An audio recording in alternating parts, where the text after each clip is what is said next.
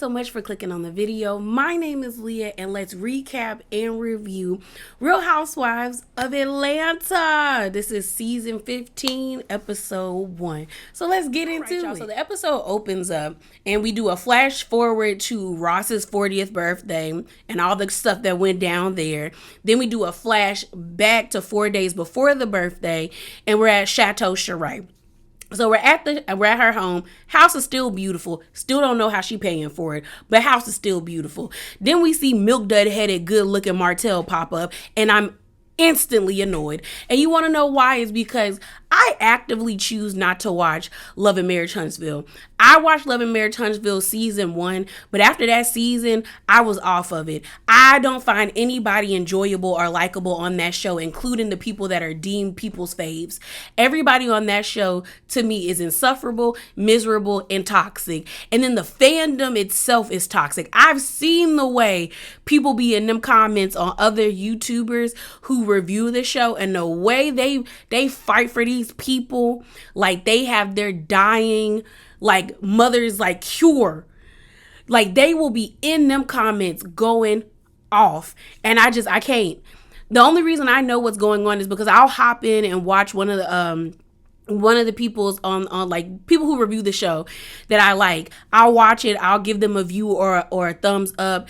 Same on Twitter. I have mutuals that watch the show and they'll tweet about it, and that's how I know what's going on. But other than that, I do not actively seek out to watch this show.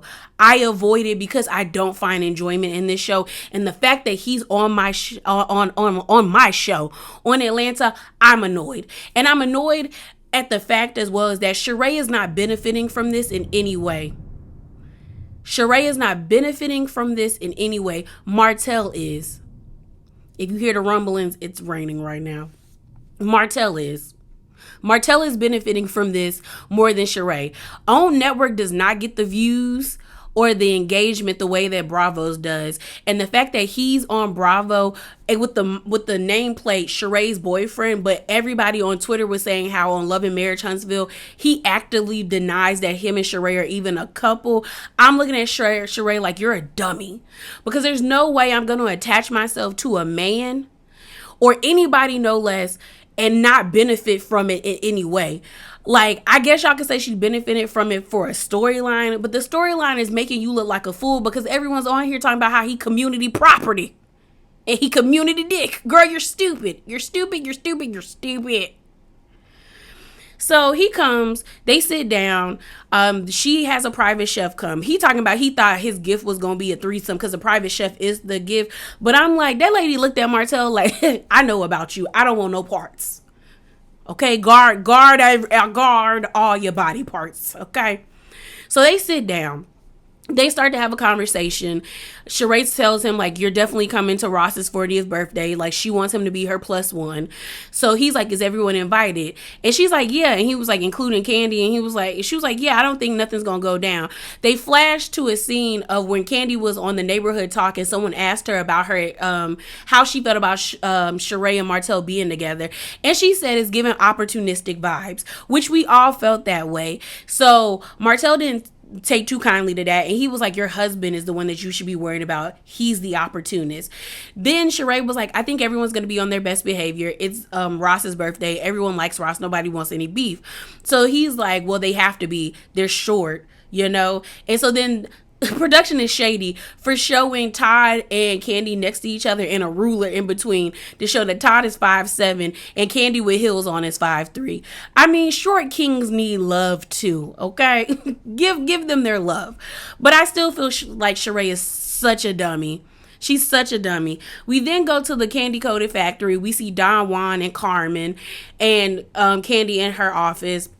We find out that Carmen doesn't work for Candy anymore, which is probably more beneficial for Carmen than anything, because I would have stopped working for Candy the moment her mama tried to fight me at the bridal shop, because I would have went upside that lady's head, and Aunt Bertha and the other one would have got a 2-piece too, because you my friend and that's your mama, she ain't running up on me, bro. She's not. She will never. So they start talking about Sheree and how, when Sheree premiered She by Sheree online, the website crashed. And then when it came back, we saw wrinkled shirts that were worth $50 and $60 that you could have got at Five Below or the Walmart or the Target that are normally like $15 or $12 or $5. And then everyone was like, what's going on? Shout out to House of Aaron because he was featured on the show. And Candy was like, we've offered Sheree help, but she's always like, I got it. I don't need your help. I got it. And truth be told, I don't think Sheree ever wanted to do She by Sheree. Like a lot of people have been saying, a lot of people felt like Sheree's main storyline last season was only going to be about Tyrone, but then that fell through because Tyrone felt like they was trying to play with his freedom. And once that fell through and Sheree felt slighted by him, she was just like, I'm done. So she had to cling on to She by Sheree, even though that's not what she really wants to do. I feel like Sheree should have never made joggers, or like she should have morphed the brand into something else. Brands go through metamorphosis all the time. If she just wanted to sell athletic gear like yoga mats and things of that nature, water bottles and stuff like that, people still would have been invested in it because it was by a Real Housewives of Atlanta star. People would have still went up for it. So to make those jogger sets and then for people to find out that you can find them jogger sets on AliExpress or even Amazon and Alibaba for like it's not even half the price. Like, bro, 2/3 of the price. Even like, no, it's a half is bigger than 2/3. Either way, they were discounted probably at a good, like most of the prices that Sheree was selling, they were way cheaper online. Like one of those jogger sets that I saw that Sheree was selling for like $100 and something was like $20 or $30 on Amazon. Like, girl, this is not Lululemon quality of work. You're not giving the people that much to work with. So we then see Mayetta and Kenya pop up. Kenya look good. They sit down and we find out that Heath, who is Mayetta's husband, had a birthday party. I don't know if it was in Atlanta or New York, but I think it was in Atlanta, and they all had a good time. Kenya got introduced to this guy named Rio, who's a restaurateur, and she really likes him. They seem to be really hitting it off, and Kenya was talking about, he makes me feel like a woman again, and I think that's good for her. I just have found this newfound love and like for Kenya. I'm still gonna call her out, but I am happy that if she met somebody that can match her energy, because I don't think it's wrong for people to want love. I just think it's wrong when you're desperate for it, because then you end up choosing somebody that is detrimental to you. But it seems like she's met somebody that's on her level that makes her feel happy, and that's good for her. She's still not divorced from Mark, and they've been trying to get a divorce since 2019, and it's his fault. Because I know she probably didn't sign them papers, but he playing games. And he want that girl money and he not going to get it. So then Kenya brings up about the situation between Sheree and Candy. And pretty much Sheree feels some type of way about Candy doing them spoofs about her, which I feel like Candy can't be mad that people feel some way about that, because you're pretty much poking fun at them. And just because you find the joke funny doesn't mean that anybody else finds it funny. But for Sheree to be this butthurt about it, I don't think it's that serious. I mean, Candy even says she was being petty. So you can't be mad if someone doesn't want to rock with you after you're being petty with them. They then start talking about Martell. Mayetta talks about how she was like, she wants to show Candy that she supports her because Candy felt some type of way about Mayetta going to check on Marlo when they were in Jamaica. She felt like, she should have just took her side automatically because they're friends. But Mayetta's the type of person where, I need to get the full story, which I'm okay with that. Like, I'm not just about to blindly support my friends because you're not going to get me caught up in bull. So they're sitting down and they start talking about Martell. And they're talking about how Martell might be out there cheating. And, he's still messing with Ariane, which is his baby mama, his side chick. Well, not no more because him and Melanie are divorced. But it sounds like Martell's still in these streets. So then Kenya brings up about how Martell was in her DMs. And she didn't open it, but then she accepted it. But the message that he sent was gone because he deleted it. Because I guess Kenya was taking too long to respond. So Kenya was like, do you think I should tell Sheree about it, and Candy's whole thing is like, well, he wasn't, y'all not dating and y'all not actively out here, and she knows, she got eyes, she's seen what's online, so I don't think it's that big of a deal. But they're like, maybe their situation isn't that serious for us to even like try to like interject in it. So then Kenya brings up about how she heard Todd and Candy arguing on the phone, and Candy gets emotional. Like I said, Candy gets emotional when Kenya brings up the fact that she heard Todd and her arguing in the background when she called Candy. We also have a scene of where Ace ends up calling Candy while she's in her confessional with the afro, and he's crying because he wants her to be home to help her with, I think, homework or whatever task. Candy is like, well, Auntie K can't help you, and he's like, no, I understand it better when I'm with you.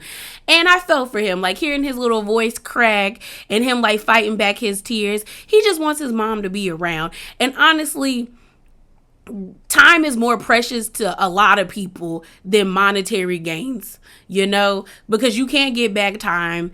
And sometimes, like, and especially when you're a kid, like that doesn't make sense to you. Like, granted, you understand that your parents have to work in order to like provide a lifestyle for you, but Ace gives like he's every bit of maybe like 6 or 7, and like their kids aren't stupid, so that he probably understands that. But he's also like, I just want my mom to be around so we can go outside and play and do things together, because I just want my mama. So I felt for him. Like I it tugged on my heartstrings. So then Candy brings up about how like what they were arguing about is, I guess Todd has this new business venture where he's trying to get this movie up off the ground, and he wanted Candy and somebody else to help produce it with him. But Candy is like, I don't know if I have that time for that, because her plate is very full. And he was talking about doing a table read, I think at a certain time, but she couldn't do it, and then he couldn't do it. Like the time, it was like time was just not working, but then he was able to move it to a different time later in the day, because I think the time they wanted to do it was at 11, but she had something, but they were able to move it at a later time, because I guess the group that he was doing this the table read with, that was a more conducive time for them. And Candy felt some type of way, and she felt like Todd was purposely trying to make her like the bad guy.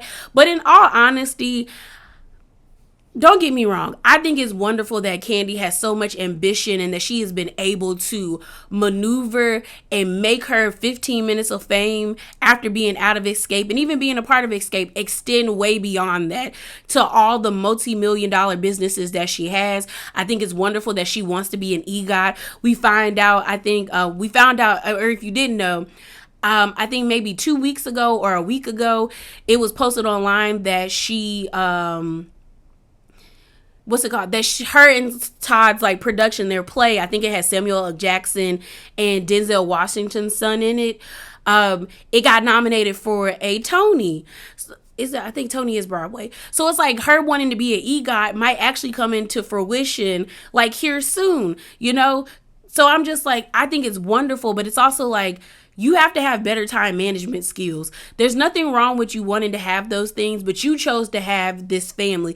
Riley told y'all not to have more kids, about how y'all don't really have time for Ace, and then y'all had Blaze. And then it's also not fair to expect Todd not to want to have his ambitions and his dreams and just cater to you, and you not help him when we've seen him help you. And because if you put Candy, if Candy was a man and doing what she's doing to Todd, if Todd was a woman, we would be on Candy's neck, because we would be like, it's not fair that men are just expecting women to just let their dreams go by the wayside, and they're just like, a woman is just supposed to support a man in his endeavors. That's not fair to me on both sides. Like, y'all should be building together. Just because you become like a couple does not mean the dreams and ambitions that you both have need to fall by the wayside. So if he's asking for help, help him, because he has helped you. Same with Todd. If she's asking for help, like, they just need to find better time management skills, because at the end of the day, nobody told y'all to have them kids. Y'all chose to have them after your own child told you, I don't think that's a good idea, when she could tell you verbatim that y'all don't have time. She's told y'all, Y'all don't have time. And y'all chose to do it. So she's crying. Mayetta and Kenya are comforting her. And Kenya's like, Candy, I don't want you to go down the same road as being like in divorce, like court, like me. Like y'all have to find better ways to meet each other halfway, which I agree. We then flash to a scene with Sonya and her family. All them people need to get out her house. All them people need to get out of her house. Okay? Like, I understand we all talk about, we want generational homes. We love homes where the family grows inside. No, I can't. I need my space. After her sister called her like an idiot, I'd have told her to get out. Because clearly you can't sustain without me. So if I'm the idiot of the family, you can leave. Take your kids and your man and get out. Like, her sister was mad disrespectful. That was disrespectful. Now, I understand, like, wanting to set boundaries. But, girl, don't call me no idiot when you living off of me. So we see their family like eating together. We find out that Sonya's sister's, her brother-in-law, is now her assistant because he can't find no job. And that's not to say he a bum or anything, because we know the job market is not the best at this point. But Sonya is trying to help him out. He pretty much said like being her assistant is pretty tough. And I don't know why she like gave him that opportunity, because I wouldn't have given him that. Because being someone's assistant is pretty tough, and you need to have an assistant that does not have any ties with you, because they probably will work harder, because it seems like the brother ain't really doing what he doing, just complaining. So then her sister is like, you don't know boundaries. And she brings up about how she thinks Sonya still doesn't understand that she's not the center of the family anymore, because when she was doing the track and field and being an Olympic star, her sister did her hair, her mom was her manager. Like, she intertwined her family business together, so much so that Sonya even said that like, I don't know what it's like to like, take care of my family, but also my family is eating off of me as well, because I'm the money maker. But then the sister brings up like how, I try to get the kids ready, we're about to eat, and then you want to take them outside.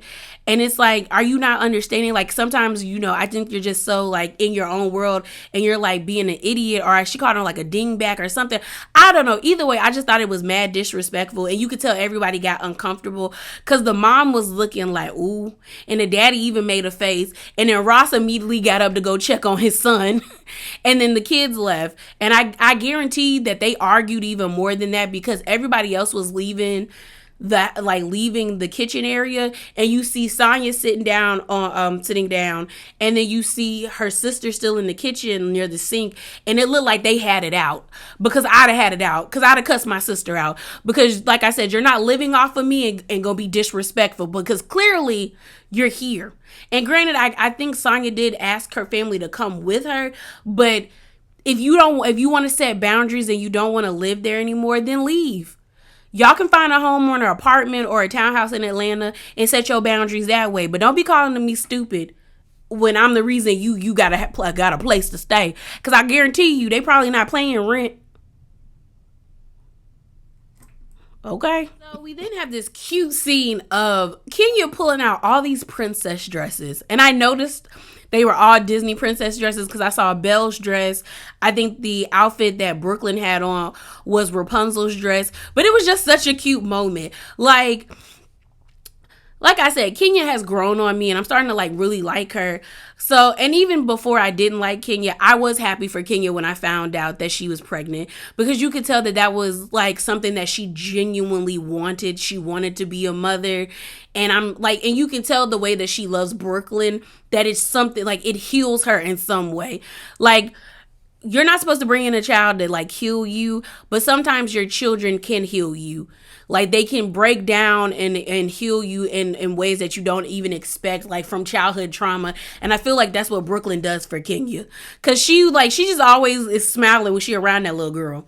So then we have this scene of Todd, Ace, Blaze, and Candy at the house, it get real passive aggressive between them because he's like in the middle of like a table read with his counterparts. She wants him to help her like prepare dinner.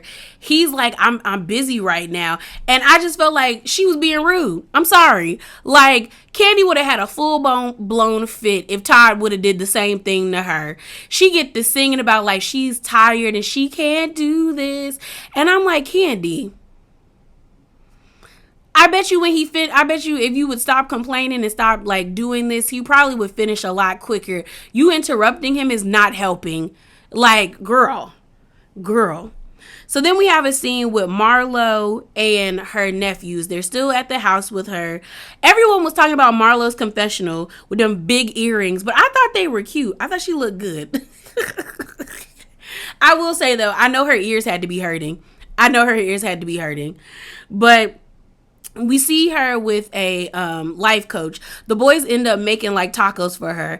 I giggled when she comes downstairs and she's like, "Oh, what is this spread?" Like, I'm seeing things. And I think it was William, the oldest one, saying this ain't much, And I don't know why I laughed, but it was a cute scene.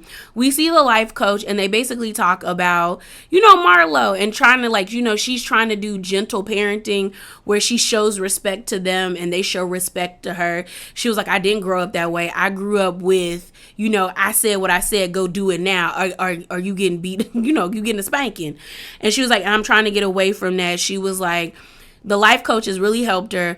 Marlo still is like hurt by the fact that everyone was saying how much of a bad person she was when she kicked the boys out. And it's understandable that people would see her that way and see that as something so horrible because they've already been kicked out and she's a product of someone kicking her out. But it's easier said than done when you're not in that situation.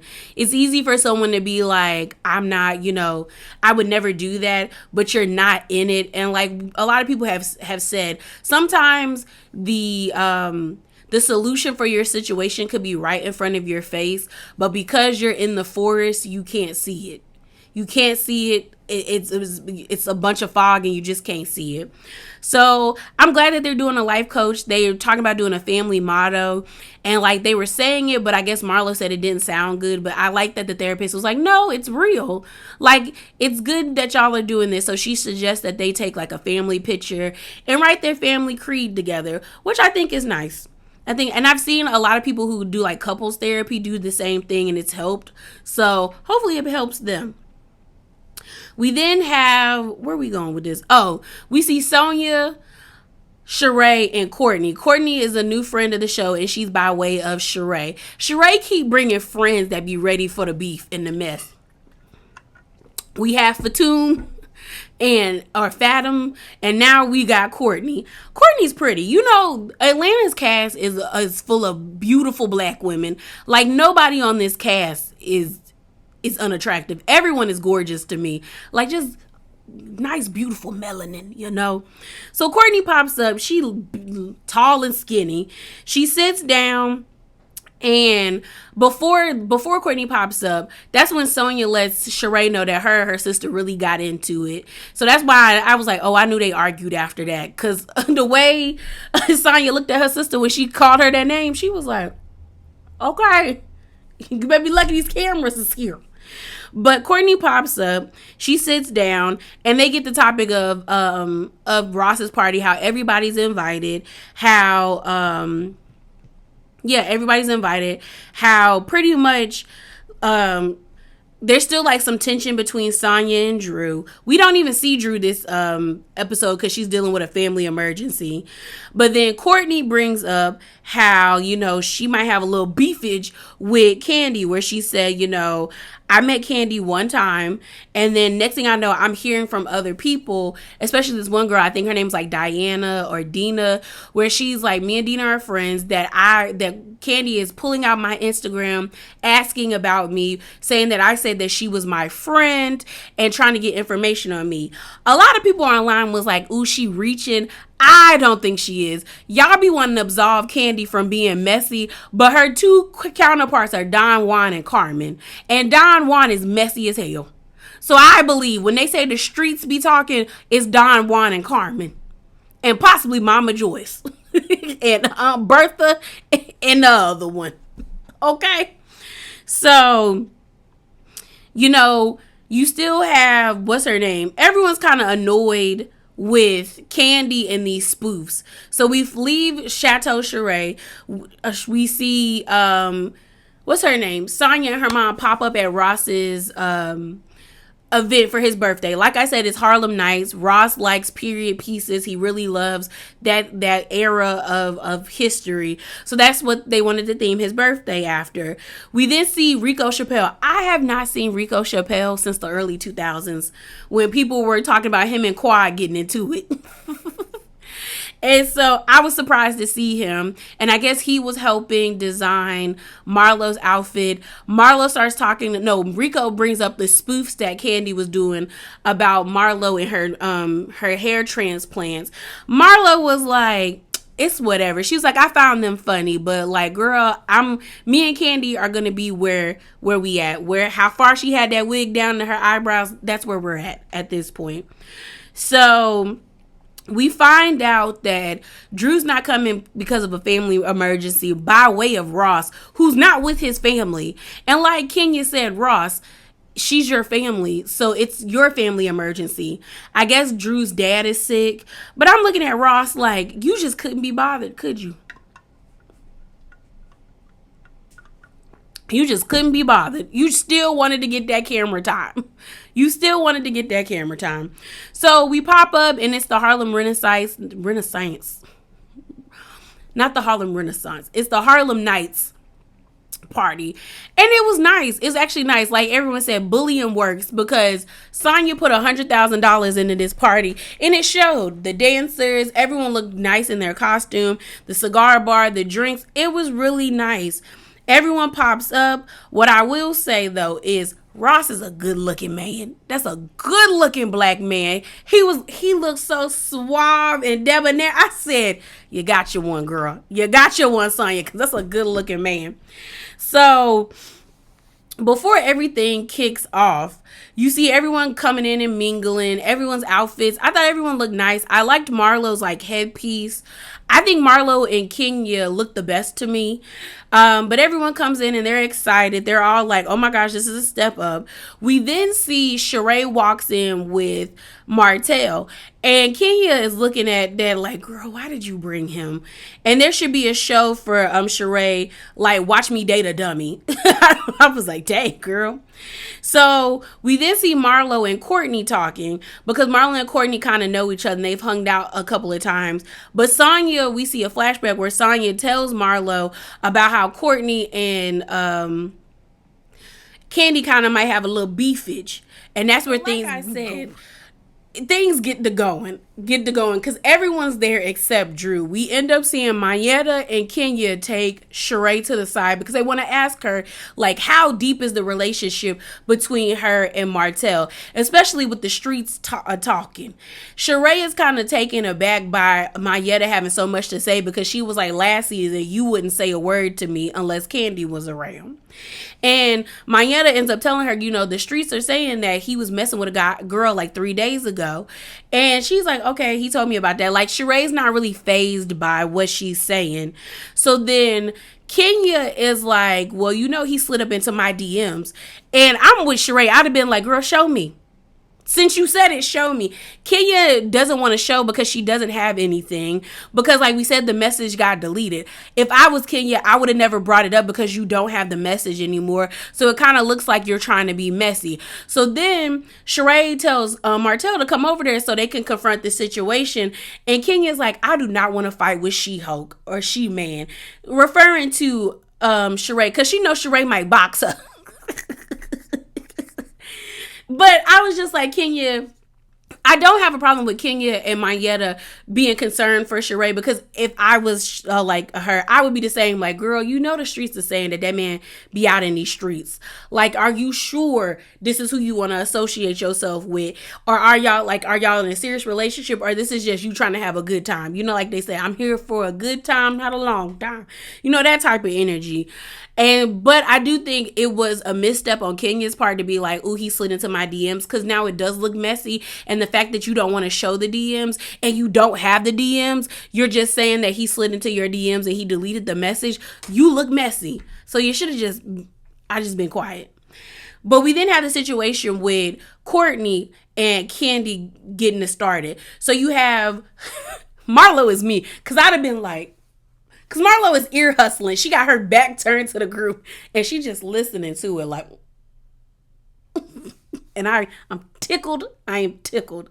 So you got Sonya and Courtney standing there and Candy. So Courtney addresses the situation where she was like, I basically heard that you was telling people that like I'd said that we were friends, and Candy's like, no, I didn't really say that. I just was like, I saw a picture of you with Dina, and I know Dina because she's like, I guess like a record exec, but I don't know you. So I asked about you, but it was never on like, ooh, like she said that we were friends. And Courtney's whole thing is like, Dina doesn't have a reason to lie. And Dina was the one that told me that you were going around pretty much saying that I was clout chasing. And Candy's like, I never said that. And then the energy just starts to get real chaotic. And it started off with Courtney, because even Sonya checked Courtney and was like, look, I heard what you had to say and stuff like that, but you really coming at her, and that's why she coming at you. Pretty much saying, girl, you doing a lot, and she wasn't even doing all of that. But Courtney feels like, no, I was matching her energy because she was giving it to me, so I'm gonna give it to her. And I'm like, okay. So, but you can tell like Courtney is amped because that head was going. So then you got Candy being like, girl, don't you want it? I'm going to give you smoke. So they start to get elevated. And Sonya's like, whoa, whoa, whoa, whoa, whoa, whoa, whoa. You got Marlo in the back like, girl, is this how Candy get when she mad at me? Is this how she get when she mad at me? And Marlo is just like listening. And Marlo's just like, I'm happy they got beef and Candy is riled up and it ain't my fault. It ain't my fault. And then it starts to get real aggressive because Courtney is like I just like, I'm not a clout chaser. And Candy's like, see, you giving me that energy and I'm about to match it. I'm about to headbutt her. And then you got Sonya being like, whoa, whoa, whoa, whoa, whoa, whoa, whoa. Whoa. You got Ty walking up trying to get his wife. And I was just like, it's a lot going on. It's a lot going on. And it was weird because it didn't make sense why Courtney was like getting all buffed up. But I also didn't get why Candy wanted to match her energy, because I'm like, let's let Courtney look like a fool. Because she made herself look like a fool because it wasn't that serious. Like, do I think Candy did something shady like that? I kind of do. But I don't think Courtney should have been that amped up because it won't that serious. And then for Candy to get to the level about, I'm about to headbutt her. I was like, oh, y'all getting ignorant this early? And it's only the first episode? This might be a fun season. But yeah, y'all, that is it. That is all. Remember to be bravely authentic and hop down in them comments below. Deuces.